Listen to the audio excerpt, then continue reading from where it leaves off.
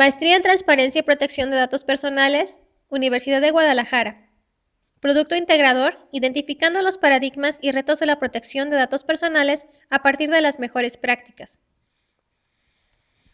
A continuación se presentarán algunas de las mejores prácticas en materia de protección de datos personales, exponiendo sus características, el soporte normativo, principales ventajas y principales desventajas.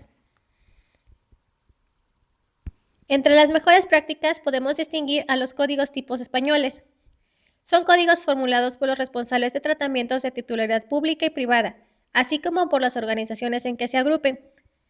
Se establecen las condiciones de organización, régimen de funcionamiento, procedimientos aplicables, normas de seguridad del entorno, programas o equipos, obligaciones de los implicados en el tratamiento y uso de la información personal, así como de las garantías en su ámbito para el ejercicio de sus derechos.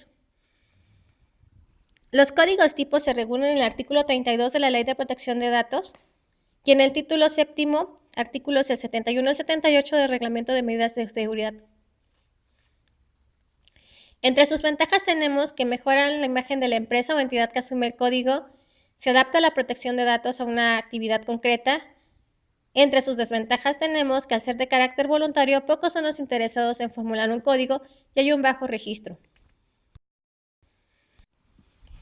Inclusión de la protección de menores en Internet en la legislación española. Se incluyó en la Ley Orgánica 3/2018 de 5 de diciembre de protección de datos personales y garantía de los derechos digitales.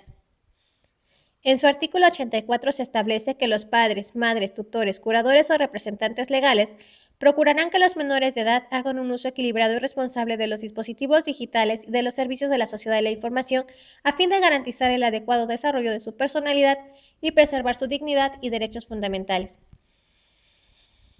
Se establece también que la utilización o difusión de imágenes o información personal de menores en las redes sociales y servicios de la sociedad implican una intromisión ilegítima en sus derechos fundamentales, determinará la intervención del Ministerio Fiscal.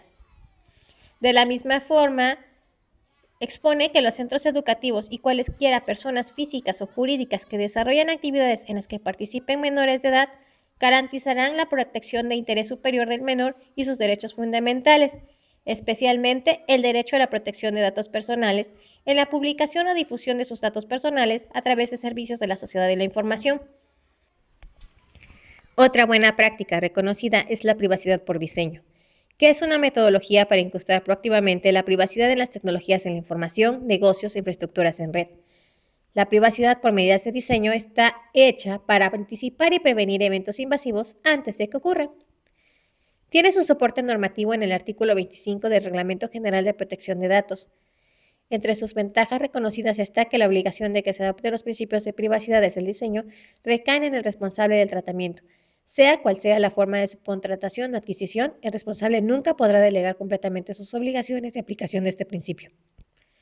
También se facilita el cumplimiento de la normatividad sobre protección de datos, se ayuda a la implementación de tecnologías y buenas prácticas en materia de protección, se minimizan los riesgos derivados de tratamiento y se ahorran costos. En definitiva, la privacidad por diseño genera confianza e impulsa la competitividad. Además de asegurar la protección de los datos personales, la privacidad por diseño es un elemento fundamental para conseguir otros objetivos, tales como impulsar el crecimiento económico, fomentar la innovación, garantizar la privacidad, el derecho a la autodeterminación informativa y obtener una ventaja competitiva. 4 de los principios de privacidad por diseño promueven la rendición de cuentas a los consumidores, reguladores, socios de negocios, accionistas y miembros del equipo. Entre sus desventajas está que sin un compromiso y apoyo real de la alta dirección de las empresas, no funciona. Falta fomentar la inclusión del modelo de privacidad por diseño en esquemas de autorregulación. No se han desarrollado métricas para medir la efectividad de la privacidad por diseño. Analizar el impacto en la práctica del modelo resulta bastante complejo. Otra práctica también muy reconocida son las evaluaciones de impacto. Una evaluación de impacto en la protección de datos personales es un análisis de los riesgos que un producto o servicio puede entrañar para la protección de datos de los afectados y como consecuencia de ese análisis la gestión de dichos riesgos mediante la adopción de las medidas necesarias para eliminarlos o mitigarlos.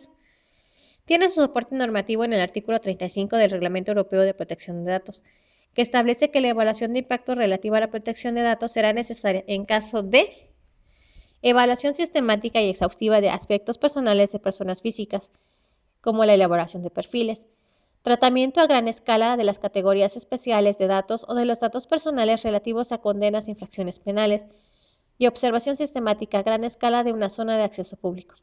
Entre sus ventajas están que las evaluaciones están en el ámbito de las medidas o acciones preventivas, puesto que se trata de un proceso de evaluación que se debe hacer antes de iniciar las operaciones.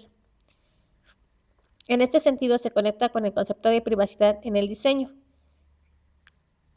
También como desventaja tenemos que no todas las evaluaciones se harán con la misma intensidad ni con el mismo grado de profundidad.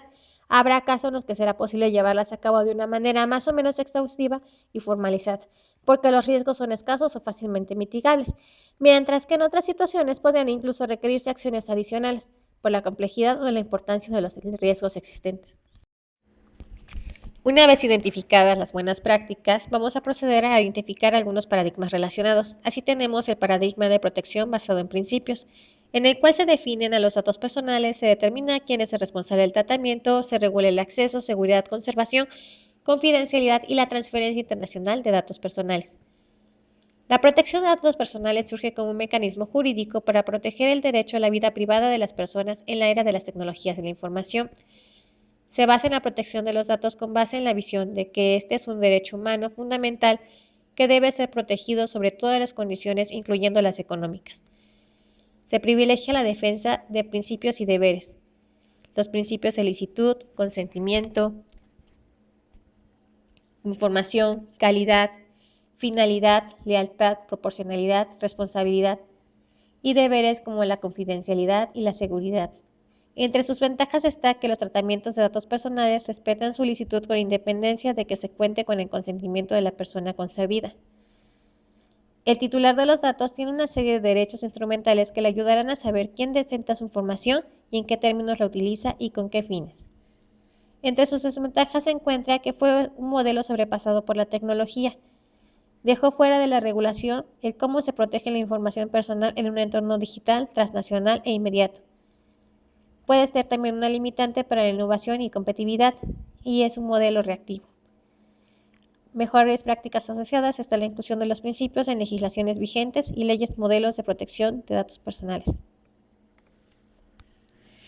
Paradigma de autorregulación. La ley permite que en materia de protección de datos personales, agentes tanto del sector privado como del público puedan organizarse de manera individual o colectiva en la emisión de disposiciones regulatorias de la materia a través de códigos de buenas prácticas. La autorregulación puede ser pura o mixta. Entre sus ventajas tenemos que la adopción de esquemas de autorregulación vinculante en protección de datos personales por los responsables tiene como por objeto adaptar y particularizar mecanismos regulatorios a un sector en particular que deben ser evaluados y validados por determinadas instituciones de acuerdo al país que se trate. En los diversos sistemas que se han analizado, la autorregulación ha tomado como elemento en común la creación de códigos tipo, deontológicos, códigos apps, sellos de calidad, mecanismos de solución de controversias, sanciones, los cuales en su mayoría apelan a la buena voluntad del sector empresarial para garantizar la protección de datos personales. Hay un enfoque preventivo, se ofrecen soluciones a problemas reales que ocurren en la práctica, se estimula la innovación, la competitividad y la mejor oferta de protección de privacidad en el sector o la industria. Se permite el establecimiento de formas de mediación o resolución de controversias a través de procedimientos adecuados para cada sector. Se contribuye al capital de imagen de las empresas o sectores. Se gestiona la privacidad a la medida. Se crean complementos a la legislación. Se promueven mejores prácticas comerciales en torno a la protección de datos personales y se cubren vacíos legales. Como desventajas tenemos que prevalece el carácter opcional de la adopción de esquemas de autorregulación. Los registros creados para los esquemas demuestran que son pocos los interesados en adoptarlos. Cuando la autorregulación es pura, se ajusta la protección de datos a las necesidades de cada empresa, pero se ofrece poca protección al usuario. Los códigos de conducta son poco conocidos por los usuarios y la existencia de sellos de confianza no son total garantía, ya que algunos usan sellos vencidos. Paradigma de nuevas tecnologías en la información y comunicación. El despliegue de tecnologías como el Big Data, cómputo en la nube, las redes sociales o el Internet de las cosas requieren de un análisis y valoración técnica y jurídica para promover buenas prácticas que garanticen su adecuación a la normativa de protección de datos. Como ventajas tenemos que compañías responsables de redes sociales han tratado de dar soluciones parciales a la problemática a la que se enfrentan los usuarios en torno a sus datos personales. tales como eliminar, bloquear o denunciar ante el administrador de la página un perfil determinado en caso de riesgo o, para el caso de menores, comprobar que el usuario que haga un perfil en una red social tenga una determinada edad. Las legislaciones han pugnado por devolver el control de la información personal a sus titulares. Se enfatizan las acciones para mantener la seguridad de la información. Se han desarrollado guías para la protección de datos personales en redes sociales dirigidas a usuarios involucrados en el desarrollo de tecnologías como el Big Data, cómputo en la nube o Internet de las cosas. Como desventajas destaca que las configuraciones de privacidad determinadas ofrecen una menor protección de datos. El Big Data ofrece desafíos en materia de protección de datos, tales como problemas de obtención de consentimiento, ejercicio de los derechos ARCO, la correcta anonimización de los datos o el desvío de la finalidad para las que fueron recogidos los datos. Se leen y comprenden muy poco las políticas de privacidad de las aplicaciones y redes sociales. Hay problemas respecto a la jurisdicción, competencia de las autoridades en materia de protección de datos personales. Como mejores prácticas asociadas tenemos la publicación de mejores prácticas en sistemas de Big Data, protección de menores en Internet, guías de protección de datos en cómputo en la nube. Otro reto, quizá más importante, es la capacitación de la ciudadanía para el cuidado de sus datos personales y el ejercicio de sus derechos ARCO. Al respecto, se han lanzado campañas en medios de comunicación masiva para la protección de datos personales. Se han creado guías para la protección de datos en Internet, de menores, en sistemas de vigilancia, en entornos educativos, entre otros. En la práctica, el ejercicio de los derechos ARCOS es conocido por gran parte de la población. La mayor parte de los ciudadanos sigue siendo descuidado al proporcionar sus datos personales.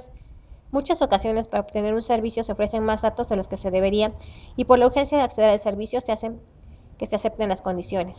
Falta integración de la protección de datos personales en programas de estudios de todos los niveles educativos.